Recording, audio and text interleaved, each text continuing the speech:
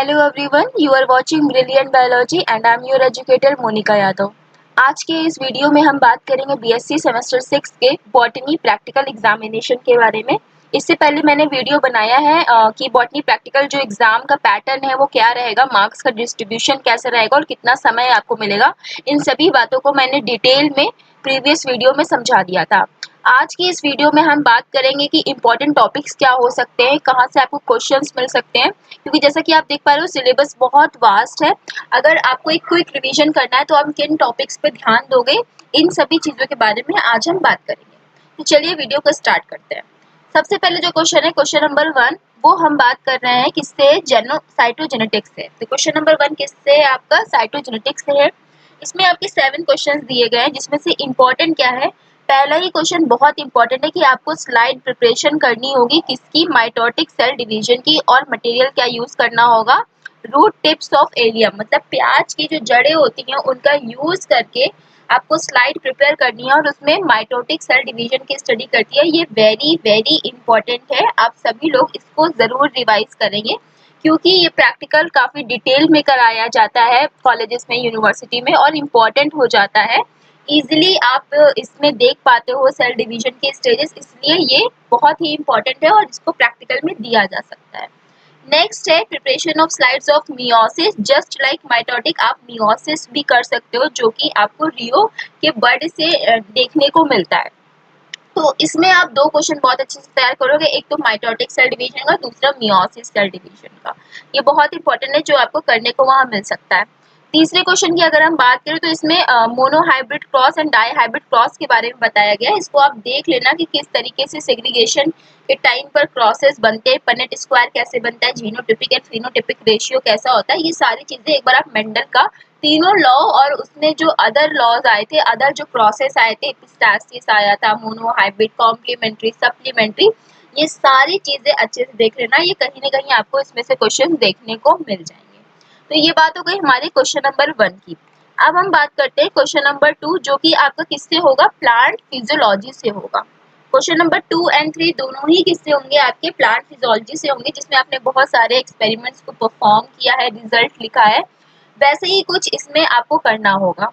तो इसमें जो इम्पोर्टेंट है वो आप ये देख लेना कि इसमें आपका ट्रांसपिरेशन एंड एब्जॉर्प्शन का जो रेट है वो कैसा है, ट्रांसपिरेशन ज्यादा है या एब्जॉर्प्शन ज्यादा है, या दोनों ही इक्वल है। इस टाइप के क्वेश्चंस आपको देखने को मिल सकते हैं। तो T/A काफी इंपॉर्टेंट हो जाता है क्योंकि लैब में ये अच्छे से परफॉर्म हो जाता है, कोई इसमें कॉम्प्लिकेशन नहीं आती है, इसलिए ये एग्जामिनर का फेवरेट क्वेश्चन बनता है।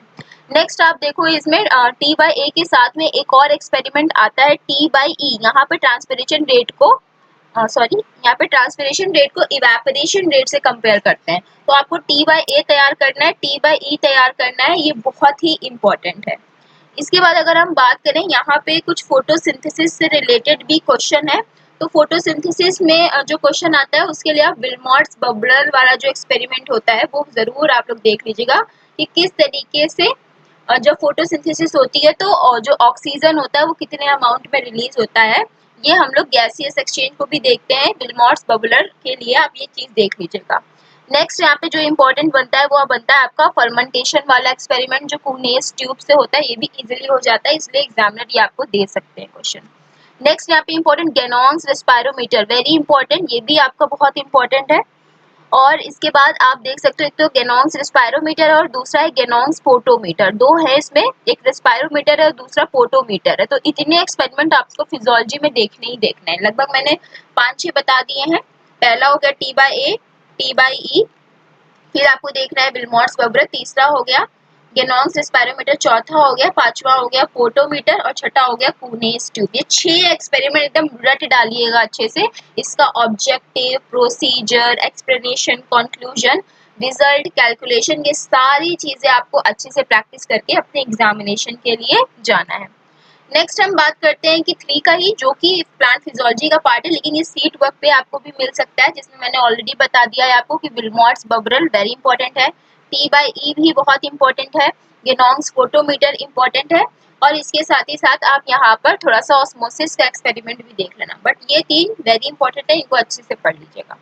नेक्स्ट हम बात करते हैं क्वेश्चन नंबर 4 की, जो आएगा आपका प्लांट बायोकेमिस्ट्री से। अब प्लांट बायोकेमिस्ट्री जब आप लैब में परफॉर्म करते होगे तो आपने बहुत सारे क्वालिटेटिव एनालिसिस की होगी। क्वालिटेटिव एनालिसिस का मतलब आप उसकी प्रेजेंस को डिटेक्ट करते होगे।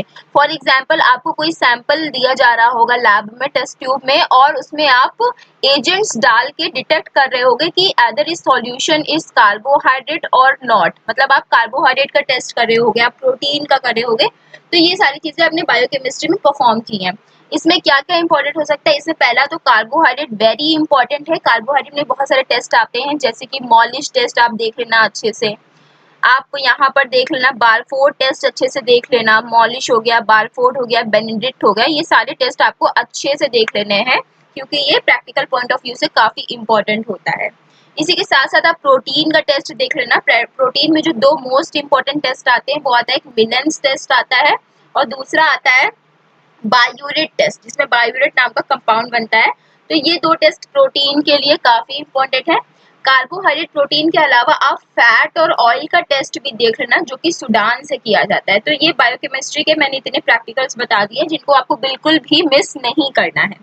इसके अलावा अगर हम एंजाइम्स की बात करें तो एंजाइम्स में एक एक्सपेरिमेंट आता है जिसमें आप सबस्ट्रेट यूज करते हो H2O2 और एंजाइम यूज करते हो कैटालिस्ट। तो ये वाला पूरा एक्सपेरिमेंट आपको अच्छे से रीजन वाइज देख लेना है, क्योंकि इससे पहले वीडियो में मैंने बताया था कि या तो ये आपको प्रॉपर फॉर्मेट में मिलेगा, आपको लिखना होगा, सारी चीजें परफॉर्म करना होगा, या तो इसे रीजनिंग वाले क्वेश्चंस भी आपको देखने को मिल जाते हैं। तो उस तरीके से जब आपको रीजन पता होगा तो आप आंसर लिख पाओगे। इस तरीके से आप ये एंजाइम के एक्सपेरिमेंट्स को तैयार करोगे। नेक्स्ट हम आ जाते हैं ये सारी चीजों के बाद स्पॉट्स। स्पॉट्स काफी इंपॉर्टेंट होते हैं क्योंकि ये आपको पूरे 20 नंबर दे जाएंगे और यही आपका परसेंटेज प्रैक्टिकल में और बढ़ा सकते हैं। स्पॉटिंग, अगर आपने स्पॉटिंग सही की तो उसमें कई नंबर नहीं कटता, आपको दो दो नंबर करके ऐसे पूरे 10 स्पॉट्स के मिल जाते हैं और एकदम से आपको 20 नंबर आपकी कॉपी में नजर आता है। फिर उसी के हिसाब से आपका आगे भी कॉपी वैसे ही स्कोर कर पाती है। तो स्पॉट्स की बात करें तो यहाँ पर स्टेजेस ऑफ माइटोसिस बहुत इंपॉर्टेंट है। चारों स्टेजेस के लिए आप देख लेना कि प्रोफेज में कैसा था, मेटाफेज में कैसा, क्रोमोसोम इक्विलेटरल प्लेट पे आपको दिख रहा होगा, एनाफेज में ऐसे दो पोल्स पे दिख रहे होंगे क्रोमोसोम्स आपके, ठीक है, ये देख लेना आप। इस तरीके से टीलोफेज में देख लेना, तो ये स्पॉटिंग के लिए बहुत इंपॉर्टेंट है। फिर यहाँ पर आप इसके अलावा स्पेशल टाइप के क्रोमोसोम्स को जरूर देख लेना, ये देख लेना आप, पॉलीटीन देख लेना, लैम्ब्रश देख लेना। इसके अलावा यहाँ पे क्रॉस को देख लेना, इनकम्प्लीट, को डोमिनेंस बहुत इंपॉर्टेंट है, इनको आप जरूर देख लेना। मैंने क्वेश्चन नंबर 1 में बताया था कि एक बार जेनेटिक्स पूरा जो बेसिक जेनेटिक्स है उसको पढ़ लीजिएगा अच्छे से।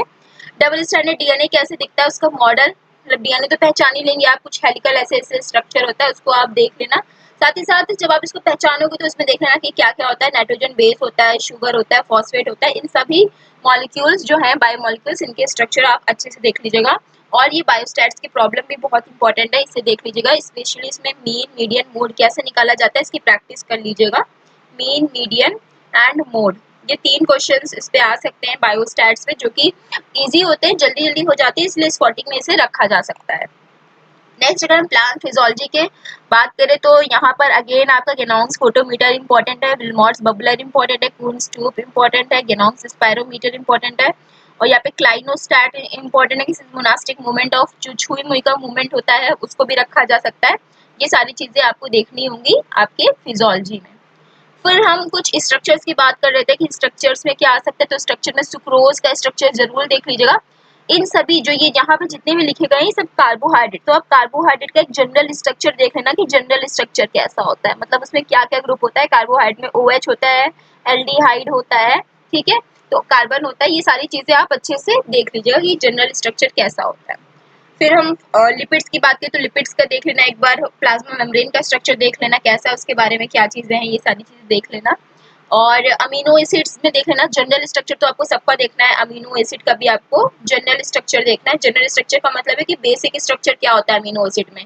तो अमीनो एसिड में आपको पता है अमीनो ग्रुप होता है, अमीनो ग्रुप होता है, और क्या होता है आपका यहाँ पर एसिड ग्रुप होता है, ठीक है। तो ये दोनों चीजें आपको देख लेनी है, और एक साइड में फिर R चेन होती है, H होता है, इस तरीके से ये आपका अमीनो एसिड बनता है। तो इसमें आप ट्रिप्टोफान, फिनाइल एलानिन, ठीक है, ये देख लेना क्योंकि ये एरोमेटिक है, ठीक है, ये बेंजीन रिंग वाले एरोमेटिक है, टायरोसिन भी एरोमेटिक है। बाकी सिस्टीन, मिथ्योनिन देख लेना, ये सल्फर कंटेनिंग है, अगर आपको किसी अमीनो एसिड में सल्फर दिख रहा है तो इन्हीं दोनों में से हो सकता है। एस्पार्टिक ग्लूटामेट एसिड, ये आपके एसिडिक है, ये आपके asparagine glutamine basic amino acids के बारे में भी आप लोग देख लीजिएगा। Alpha helix again very important है, अल्फा हेलिक्स के बारे में देख लेना। बीटा शीट्स जो होती हैं, मतलब कैसे सेकेंडरी स्ट्रक्चर ऑफ प्रोटीन बताने का मतलब है यहाँ पे। सेकेंडरी स्ट्रक्चर ऑफ प्रोटीन के बारे में आप लोग बहुत अच्छे से देख लीजिएगा, इससे कहीं ना कहीं क्वेश्चन आपको स्पॉटिंग या सीट पे मिल जाएगा देखने को। Secondary tertiary quaternary structure of DNA again very important है, इसको देखना है आपको। यहाँ पर ये जो 4 नाइट्रोजन बेस हैं, ये एडेनिन, ग्वानिन, साइटोसिन, थाइमिन, ये अगेन वेरी वेरी इंपॉर्टेंट है, इनके बारे में आपको देखना है। साथ ही साथ में आपको उनके पॉइंट्स भी याद करने होंगे। जैसे कि फॉर एग्जांपल अगर एडेनिन रखा हुआ है तो उसमें आप बताओगे कि इसमें क्या होता है। ये एक नाइट्रोजनस बेस है जो डीएनए की बैकबोन में क्या कहते हैं फॉस्फोडाइस्टर बॉन्ड होता है, जिससे वो नाइट्रोजनस बेस वहाँ पे लगे होते हैं और देन आगे वो दोनों हाइड्रोजन बॉन्डिंग से कॉम्प्लीमेंट्री पेयर से अटैच होते हैं। ये सारी बातें आपको देखनी है। कौन सी शुगर मॉलिक्यूल होता है साथ में, तो पेंटोज शुगर होती है। एडेनिन का नाम कैसे अगर एटीपी इसमें लगा दिया जाए तो क्या होगा, एटीपी और एडेनिन में क्या रिलेशन है, ये सारी चीजें मतलब आपको एटलीस्ट 10 पॉइंट्स अच्छे से याद करने होंगे इन नाइट्रोजनस बेसिस के बारे में। फिर यहाँ पे आप देख लेना फिल्ट्रेशन फ्लास्क क्या है और क्या कहते हैं Y2 एपरेटस के बारे में थोड़ा सा देख लीजिएगा। तो ये आपकी स्पॉटिंग से चीजें हो जाएंगी। तो लगभग मैंने यहाँ पर कहाँ से क्वेश्चंस आपके बन सकते हैं उनको डिटेल में समझा दिया है। अब आपको टाइम बहुत कम है तो आपको पूरा पढ़ने का टाइम नहीं, इसलिए आप इन टॉपिक्स पे जरूर रिवाइज कर लीजिएगा, अच्छे से नोट्स प्रिपेयर करके रिवीजन फॉर्म में, और प्रिपरेशन अच्छे से कर लीजिएगा। तब तक के लिए ऐसे पढ़ते रहिए, बात करेंगे हम लोग नेक्स्ट वीडियो में कुछ और टॉपिक्स पर। All the best.